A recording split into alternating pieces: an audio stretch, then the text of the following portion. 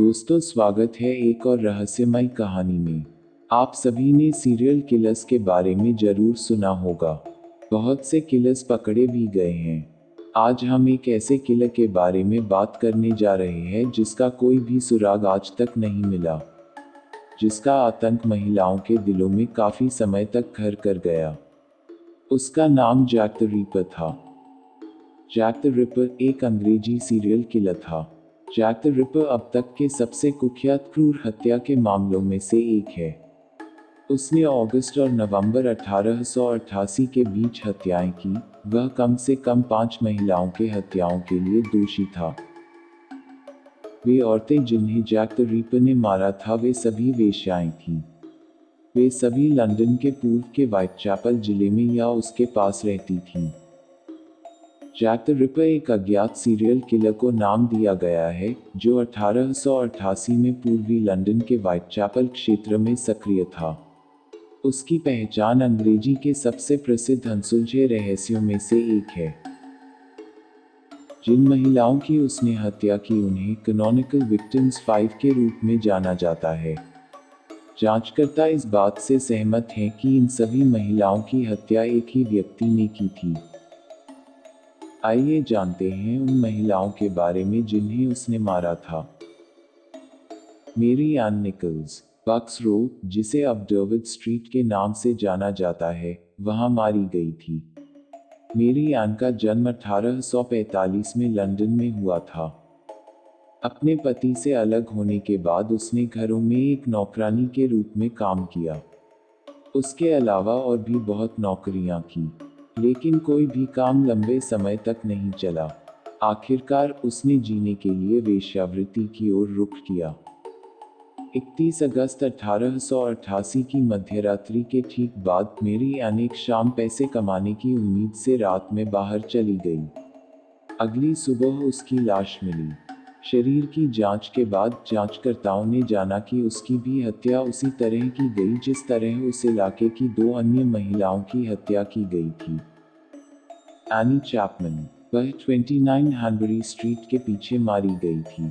Elijah N Smith, उपनाम any. उसका जन्म 1840 में हुआ था। उसके विवाह के पतन होने के बाद एनी व्हाइटचैपल चली गई। वो वहाँ और 2 आदमियों के साथ रहने लगी। उसने कभी कभार वेश्यावृत्ति के जरिए पैसा कमाया। 8 सितंबर 1888 को रात में 1:45 बजे एनी ग्राहक ढूंढने के लिए बाहर निकली। आखिरी बार उसे सुबह करीब 5:30 बजे एक अज्ञात व्यक्ति से बात करते हुए देखा गया। हो सकता है कि उसी आदमी ने उसकी हत्या की हो। उसका क्षत विक्षत शरीर सार्वजनिक जगह में पाया गया। एलिजाबेथ स्ट्राइड, वर्कर्स क्लब के पीछे बर्नर्स स्ट्रीट पर उसकी हत्या कर दी गई। एलिजाबेथ गुस्टाव्सडोtter का जन्म 1843 में स्वीडन में टॉसलैंडर में हुआ था। एक असफल शादी के बाद और कई रिश्तों के टूटने के बाद एलिजाबेथ ने खुद को सहारा देने के लिए सिलाई, घर की सफाई और वेश्यावृत्ति का सहारा लिया। 29 सितंबर 1888 की शाम को एलिजाबेथ एक ऐसे व्यक्ति के साथ बाहर गई थी, जो संभावित रूप से उसका एक ग्राहक था, व्हाइटचैपल में बर्नर स्ट्रीट के पास। अगली सुबह लगभग 1 बजे उसका शव बर्नर स्ट्रीट पर द वर्कर्स क्लब के पीछे ड्यूटफील्ड्स यार्ड में मिला। उसकी गर्दन काटकर हत्या की गई थी, हालांकि उसके शरीर को बिना किसी बाधा के छोड़ दिया गया था। कैथरीन एडोज, उसकी हत्या माइटर स्क्वायर में की गई थी। वो अपने परिवार से अलग हुई और शराब पीने लगी थी। वह एक सामान्य लॉज में एक साथी के साथ रह रही थी। शराब की लत पूरी करने के लिए कैथरीन ने वेश्यावृत्ति की ओर रुख किया। रात को 1:45 बजे कैथरीन का भारी क्षत विक्षत शरीर पाया गया। उसकी हत्या और हमले की क्रूरता चौंकाने वाली थी, और हत्यारे ने पिछले 3 पीड़ितों के साथ जो किया था उससे कहीं अधिक भयानक था। जांचकर्ताओं द्वारा यह मानना था कि रीपर अपनी पिछली हत्या के दौरान बाधित होने के कारण कैथरीन पर अपना गुस्सा और निराशा निकाली थी। मेरी केली, कुख्यात खुरदुरे और खतरनाक मिलर्स कोर्ट में उसकी हत्या कर दी गई।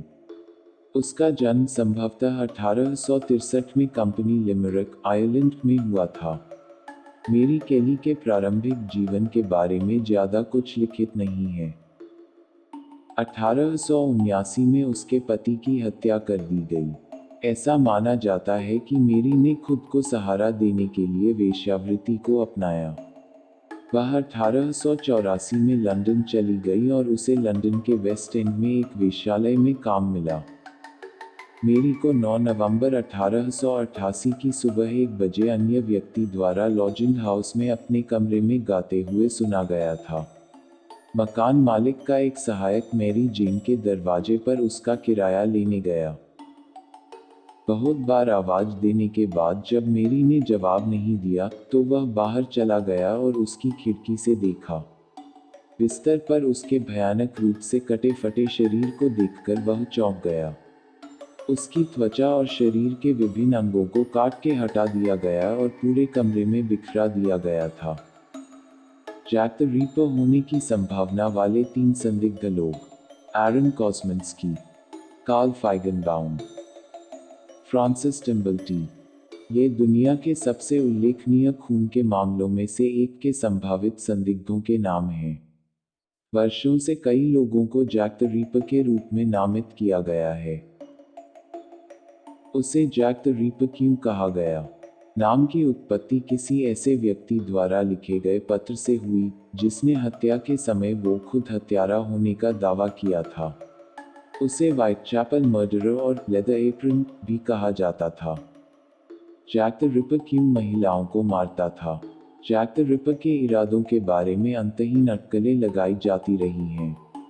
एक सिद्धांत यह है कि वह पाप के खिलाफ युद्ध लड़ रहा था और वेश्यावृत्ति से अपने क्षेत्र को छुटकारा दिलाने की कोशिश कर रहा था। वह कभी क्यों पकड़ा नहीं गया? इसके 3 मुख्य कारण हैं। हालात और माहौल। व्हाइटचैपल की परिस्थितियों और वातावरण ने जैक द रिपर को कभी पकड़े नहीं जाने में मदद की। गलियां बहुत संकरी थीं, इसलिए बचना और भाग जाना बहुत आसान था। मंद और खराब स्ट्रीट लाइटिंग ने अपराधी की उपस्थिति को देखना मुश्किल बना दिया। साथ ही सभी घर एक दूसरे से काफी करीब होने से जैक को बचने के लिए कई जगह मिली। पुलिस। अंत में पुलिस भी एक मुख्य कारण थी। उदाहरण के लिए 1888 के दौरान सबूत खोजने के लिए उनकी कोई सहायक तकनीक नहीं थी। साथ ही उनके पास बहुत कम फोरेंसिक साक्ष्य थे और पुलिस इस प्रकार के अपराध से बहुत परिचित नहीं थी। खुद कातिल। जैक द रिपर के कभी नहीं पकड़े जाने का एक कारण स्वयं कातिल था। जैक बेहद होशियार था। उसने अपने कार्यों की योजना बहुत अच्छी तरह से बनाई और भेस बदलने में माहिर था। साथ ही वह अन्य स्थानीय लोगों के साथ बहुत अच्छी तरह से घुल मिल गया। सबूत जो जैक द रिपर की पहचान प्रदान करते हैं। वर्ष की शुरुआत में डीएनए सबूत सामने आए जो बताते हैं कि हम जैक द रिपर की असली पहचान कर सकते हैं। कैथरीन एडोव्स के शरीर से मिली एक शॉल, जिसमें खून के धब्बे और अन्य फोरेंसिक दाग थे, जो पोलैंड के 23 वर्षीय एरन कॉस्मिंस्की के डीएनए से मेल खाते हैं। यह फोरेंसिक साक्ष्य का पहला टुकड़ा है जो हत्यारे की पहचान के रूप में किसी भी प्रकार का स्पष्ट प्रमाण देता है। जांचकर्ताओं ने एरन कॉस्मिंस्की के एक जीवित रिश्तेदार के डीएनए का इस्तेमाल किया। एरन कॉस्मिंस्की को हत्याओं के लिए जिम्मेदार पाया गया। उसे एक मानसिक रोगियों के अस्पताल में रखा गया था, जहां उसकी मृत्यु हो गई। 5 महिलाओं की बेरहमी से हत्या कर दी गई। जैक द रिपर के लिए गले और पेट में चीरे लगाना एक ट्रेडमार्क था, जिसमें कोई संदेह नहीं था कि उसने पूरे क्षेत्र में भय और दहशत फैला दी। हालांकि आज तक कोई नहीं जान पाया कि असली जैक द रीपर कौन है। तो यह थी जैक द रीपर की खूनी कहानी। अगर आप और भी इस तरह की रहस्यमय कहानी या लोगों के बारे में जानना चाहते हो तो कमेंट करें। फिर मिलते हैं एक और रहस्यमय कहानी के साथ। वीडियो देखने के लिए धन्यवाद। कृपया लाइक और सब्सक्राइब करना ना भूलें।